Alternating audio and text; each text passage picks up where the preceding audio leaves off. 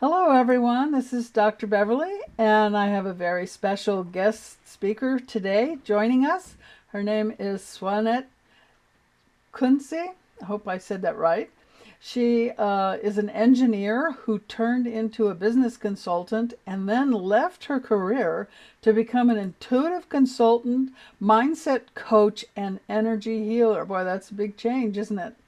She supports people in their ascension process, healing them physically, emotionally, mentally, and spiritually. The whole gamut there. She can look beyond the physical as she is a psychic reader specializing in reading the Akashic records, as she has unlocked wisdom and healing modalities which are in her DNA.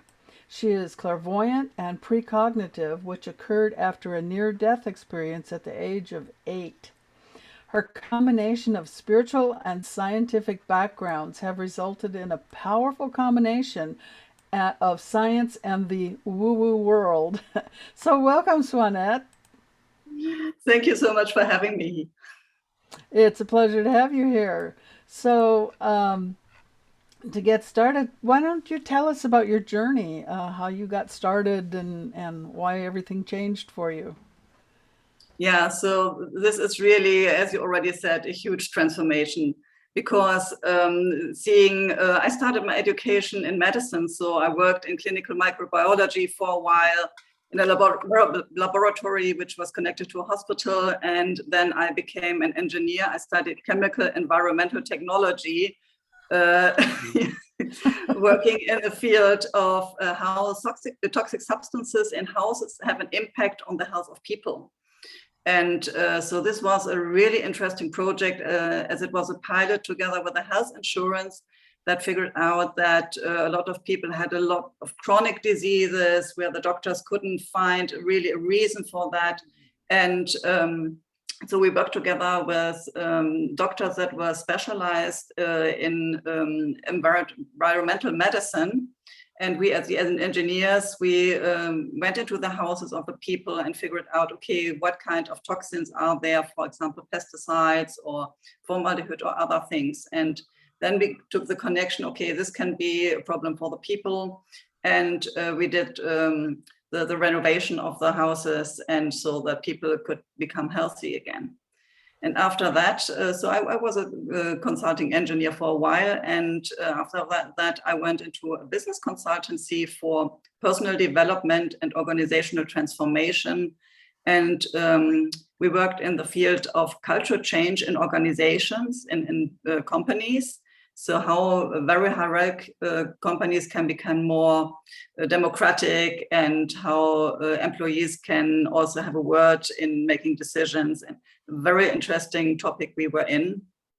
And yeah, so I also was a project manager in different areas, for example, also in clinical trials. So it was all about understanding the human as from a medical point of view, from the health point of view, but also like in the personal development people do. And so for me, I was really in the business world for a while. I had my own company after some time with another coach and mediator. And so I was in this really for a long time, and not really having this abilities of being clairvoyant and precognitive also for a while.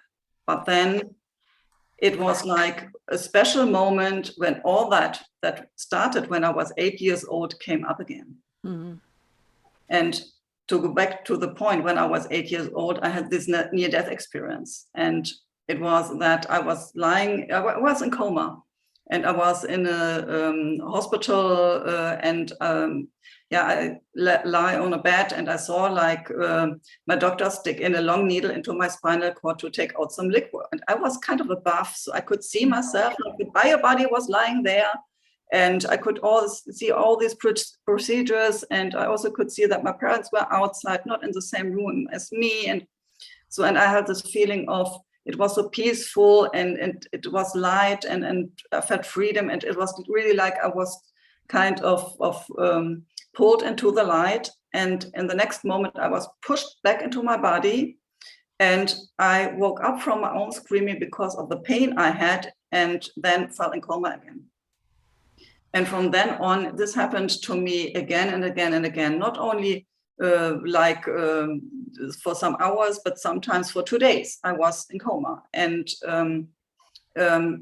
also I had from this moment on this feeling of duality, that on the one hand, there was my bio body, but at the same time, there's something higher, like my soul or my spirit. Right. And only when I studied chemistry, I understood, okay, I was toxified by pesticides. At that time, it was kind of common in Germany, where I come from, that people painted their wooden ceilings or the wood inside of the houses with a certain kind of paint. And these paint included pesticides to protect the wood from insects. Mm-hmm. So what is good outside to have this kind of protection, of course, is very dangerous having it inside of the house. And my parents painted my ceiling of my child's room with this kind of paint.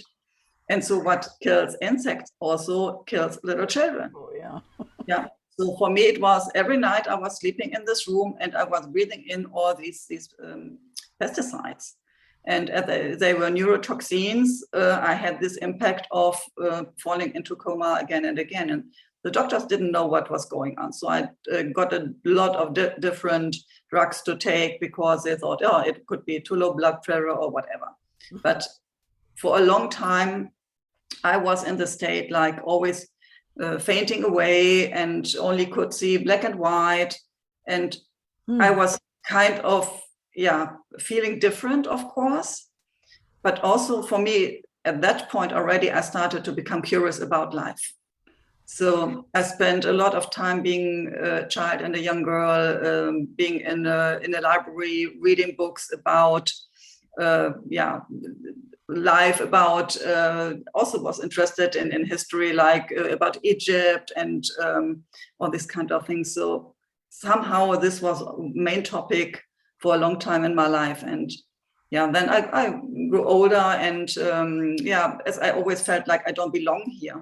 This is not like, this is not kind of my space where I really belong to. I don't understand my peers. And so being this kind of different and struggling somehow also with life, I very early had this feeling that I don't want to be here. So like, these suicidal ideas and I came into drugs somehow, and from then on, this ability disappeared for a long time. Mm-hmm. So for years, I was not able to have any connection to the higher realms or being very intuitive or anything like that. But then to jump back to the point, why this transformation happened, because I was in a good life. I had everything from looking from outside. This was a good life. Mm-hmm. And somehow I had always this feeling there is something else I need to discover. I have something here to do that is not really what I do right now. So then it happened that I had a soul dog, really, so to say. She was with me for 16 years and we did a lot together. She came with me going with a horse. Also, we did agility and dog dancing. So different kind of things. So we had a really strong connection. And she also worked in animal-assisted therapy with me for helping children with social problems and this kind of stuff. And after 16 years, she was still with me, being a huge dog, like a German Shepherd Retriever mix. So for her, it was really, she was old. Old, yeah. Very old. So there was this moment, my brother visited me from London and we were out in the garden doing some things. And I got this picture from her, I have to leave you now. And I said, oh, I have to go inside. Something is wrong with Tyler, so her name. And my brother said, oh, I didn't hear her bark. What is going on? And I said, I got this picture that something is going on. And I went inside and she was lying on the sofa, eyes wide open. Again, I got this picture, I have to leave you now. And 15 minutes later, she died in my arms. Oh. So it was really, she was calling me to be there for her at this time. And with this moment, somehow all the old abilities came up again. It was like I was kind of overwhelmed, like I could see pictures or short movies. I had instant knowledge, not only with animals, but especially with people, with my coaching clients. Mm-hmm. So I thought either I now have to call the guys with the tight white jackets, I have to understand what is going on. And so I really went deep into this spirituality and knowing about past life experiences, reading the Akashic records. I participated in remote viewing studies to understand if I'm crazy or if there's something really going on. And so I'm now certified woo-woo. So for me, it was really from then on, I understood, no, the life I have been in is not going to continue, because there are so many transformations inside of me that wants to come out. So I have to change something really important in my life. So what happened is, I closed my business.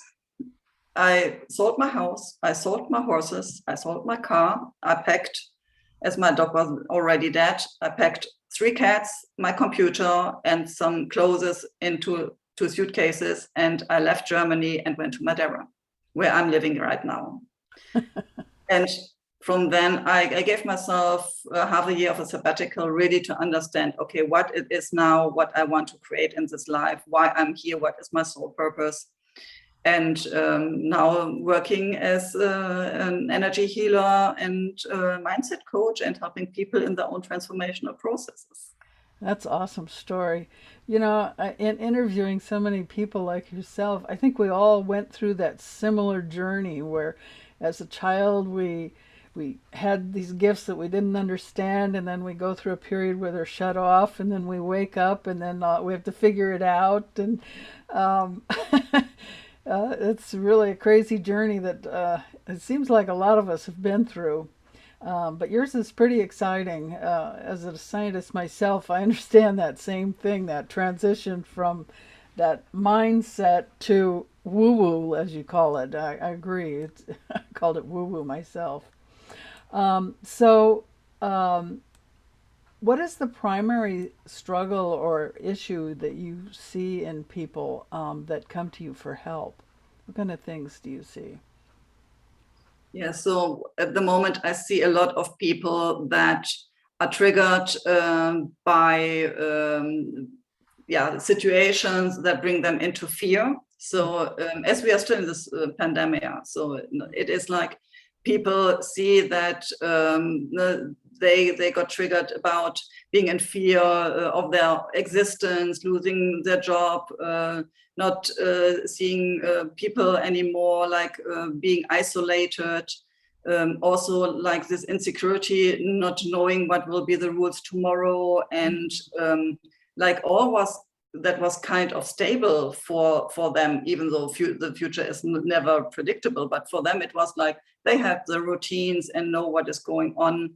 So this is one thing people come with, like anxiety, fear, depression, also kind of burnout, because they are working from home, having homeschooling, and also like the wife or husband at the same time doing homework. And so they're overwhelmed with what they have to do, because they don't have any separation of being at home and being at work, or they can't see their friends anymore. So there's also like this emotional distance. Mm-hmm. They feel that they are isolated somehow.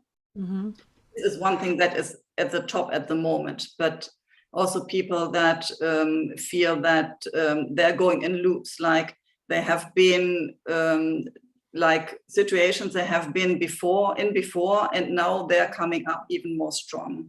Yeah. And this is all about beliefs they have about the world, they have about themselves, they have about their environment or system they are in. And so this is kind of limiting them also to find solutions.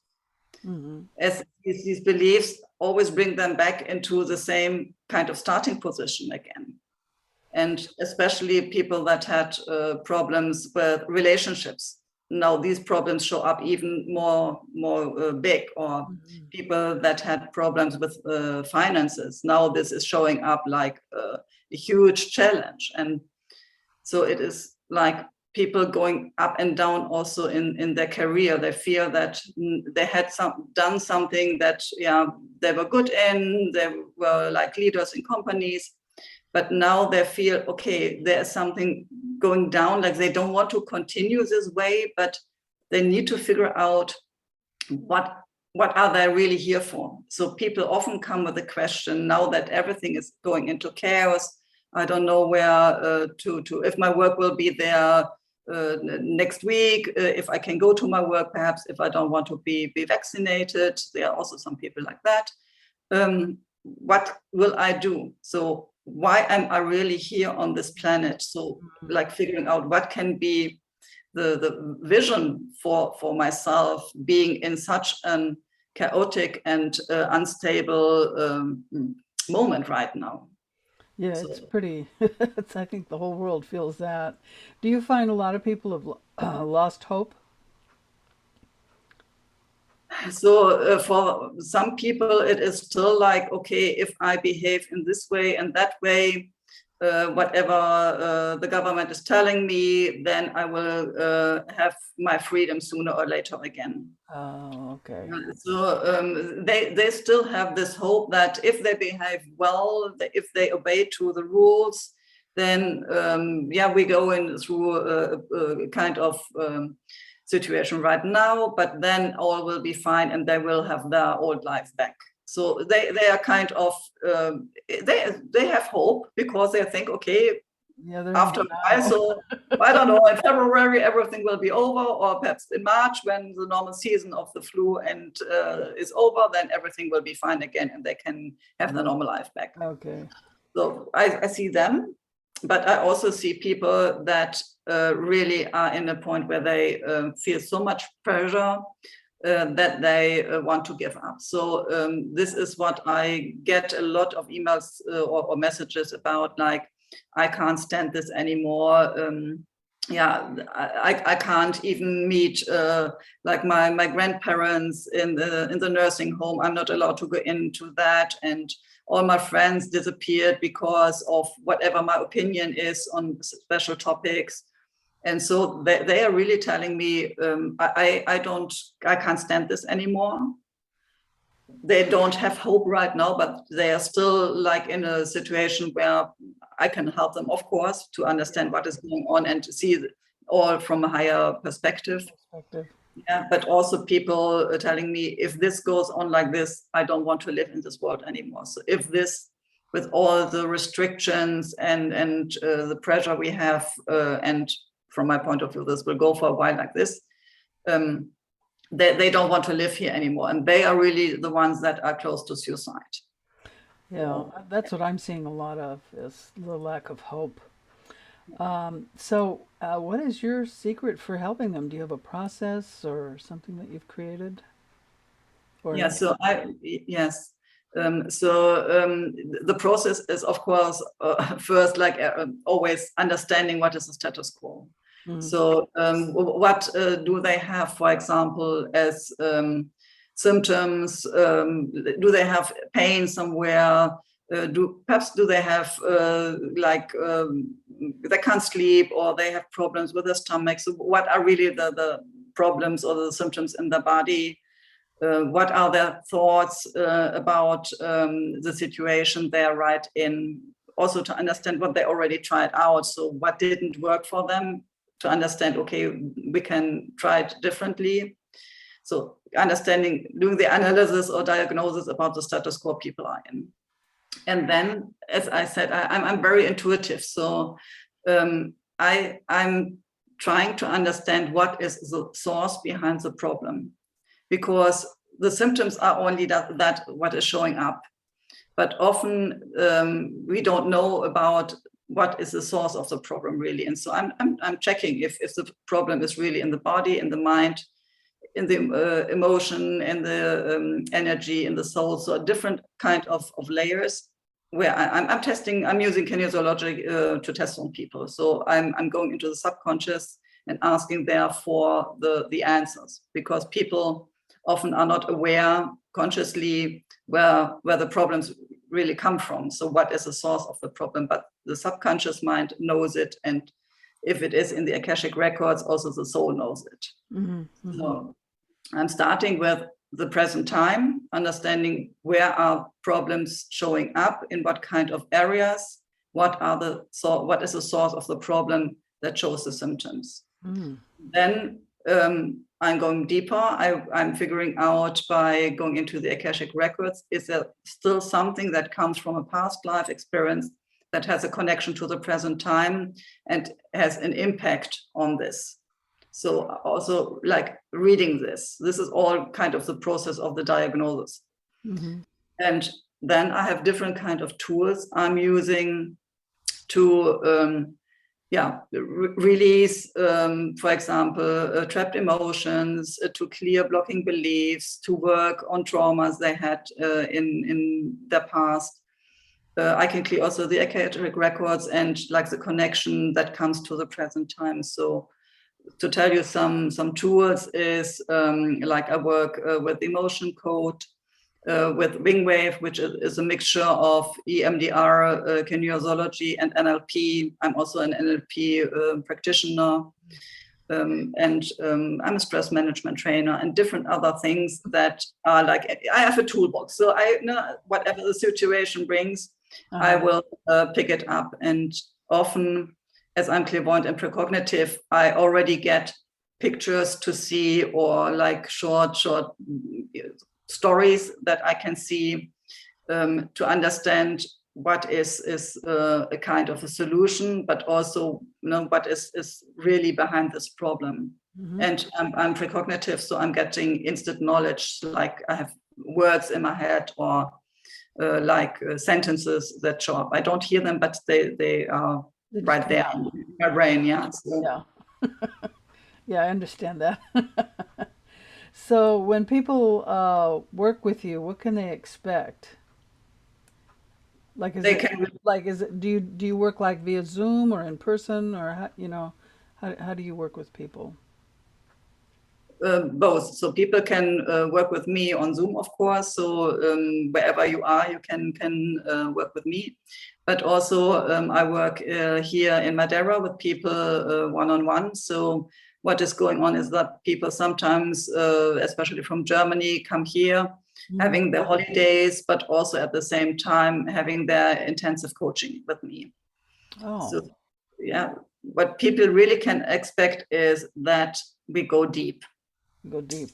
Yeah. So like, okay, when I worked as a business coach before, not being so connected to my intuition, of course I had my tools, and but they were often like in the area like doing reframings or behavioral training. But now, as I work as an energy healer, I really can fix the things and change them inside of the body as well. So it's a deep transformation, and often people are even not aware what is the source of the problem. But as soon as we bring it out of the subconscious mind and it goes into the conscious mind, they start to remember. And so this is what is happening very often, that people tell me a story, and while they're telling me, I know this is kind of a little bit of what is behind, but it is not really the true story. Yeah. So if you can see, so sometimes I can give you a picture like the mobile. So people are telling me a bit about this story, and I see, yeah, this is part of it. And then they're telling me a bit of this story, and I know this is a part of it. But truly, it is what the source of the problem is. The mind. Yeah. So as soon as we work on that, the rest will disappear as well. It disappears. Yeah. So do you ever do classes or group coaching, or is it more one-on-one? So this is more one-on-one, because what I see is the coachings are very intense and very, very individual. Okay. So yeah, so of course I give retreats, but they are different, as this is more about empowerment and understanding how to create a vision for themselves. So this is not the same as really going into especially traumas. You can only do one-on-one. This is yeah. Yeah. And you have some special projects you're working on. Can you tell us about some of those? Yeah, so one is, as I just said, retreats. I have a project that will start here in Madeira in January. It's the Healing Holidays in Madeira. So what we're doing is people that are interested in their own personal development and spiritual growth coming here for holidays, but at the same time having their experiences in a retreat. So I have a network of different healers that work with me, and they are specialized in yoga, Chinese medicine, Ayurvedic, I don't know the English word. I'm missing the word. Astrology? No, Ayurvedic medicine? There's Ayurvedic medicine and herbs. Yeah, especially. So different kind of topics. And so we create these retreats together, and it is either a weekend retreat for like Friday to Sunday, or it is a full week retreat where people really go deeper into their own transformational process. Yes, wow. And for people who don't know Madeira, this could be, Madeira is a very tiny island in the middle of the Atlantic Ocean belonging to Portugal. And it is a subtropical island. So even now in wintertime, on Sunday, I was at the beach. I was in the ocean swimming. Yeah. Oh, wow. And if we have, like in the next month, it can also happen, like you can go down to the beach, having a nice swim in the ocean, and then you go up on the highest mountain and you have snow. Wow. All in one day. Wow, I think I have to go there. Yeah. So and also like the energy is very special here, and yeah, it's really a beautiful island to also go into nature. We have a lot of abundance here. Madeira is known in Germany as the island of the flowers. Oh. And so you can't imagine how this looks like in spring. Everything is blooming, and we have banana trees and oranges, and like you have subtropical fruits, and you can pick them up right now and eat them fresh as fresh can be. And so also like this is really supporting the healing process, as we can go into nature, having different kind of experiences, like going into on the mountains and having walks in nature, as the whole island is has so-called levadas. These are little water. What is the word? Again, missing a word. Like water is coming down the mountains and waterfall. No, it's not a waterfall. Yeah, kind of stream, little streams. Or they go into all the fields to water the plants. So, and you can walk on them. So it's really interesting to see that. And yeah, you can walk down and under a waterfall, example. So the water comes down in front of you. You're standing behind the waterfall. So nature is also has a very high healing aspect here on this island. Yeah. Mm-hmm. Is that why you moved there? Yeah, I fell in love with this island the first time I was here. Like, yeah. I can see why. I was leaving Germany by minus 15 degrees, and it was January, so minus 15 degrees, snow in Germany. And I stepped out of the plane, plus 26. Sunny weather, blue sky, a little bit of wind, and all the flowers in front of me. And it was like, oh, this is paradise. And yeah, so I stayed here and for only 1 week, but it was already, I'm in love with this island. And yeah, only when my dog died, I decided really to live here. And yeah, no regrets. I'm so happy being here. Nice. It sounds like heaven. So did you talk about, you're also going to do an integral medicine center? Is that going to be there? Or yeah. Yeah. as well. Yeah. So this will be a holistic center, center for integral medicine. For people that have especially chronic diseases, and where the conventional medicine says, you have to take your medicine forever, your drugs forever, we can't really help you. And what I see is, as the people I'm surrounded with, they have all special skills. And for them, it is helpful to understand how the people that have chronic diseases, how they can be helped with different tools, different approaches, not only seeing like there is the bio body, you have to treat it, but it is body, mind, and soul you have to treat. And then, people can heal. And for me, it is like, this will be definitely in the future as we go through this pandemic. There are so many people suffering and creating whatever kind of diseases, also like more and more people going to cancer and autoimmune diseases and different kind of things. So I'm really sure that this needs to be done right now, so that people, where the conventional medicine says, we don't know anything more what we can do, so live with it. And I'm saying, perhaps there's another chance, and we try different other things. And I know from my own work that people who had fibromyalgia or arthrosis, they made such a difference after working with me and other of my colleagues. So this is possible, and because of that, because I think I have hope for this kind of people as well, I'm creating this center. Yeah. Very nice. Yeah, I think we need that all over the world, especially in the United States, though, because we're so Western medicine focused here. I think in Europe they're more open to alternative things. But it's changing here. So I understand you have a couple of gifts to share with the audience. You want to talk about those? Yeah. So I have one gift that is meditation. It's a 6-step meditation to create your vision.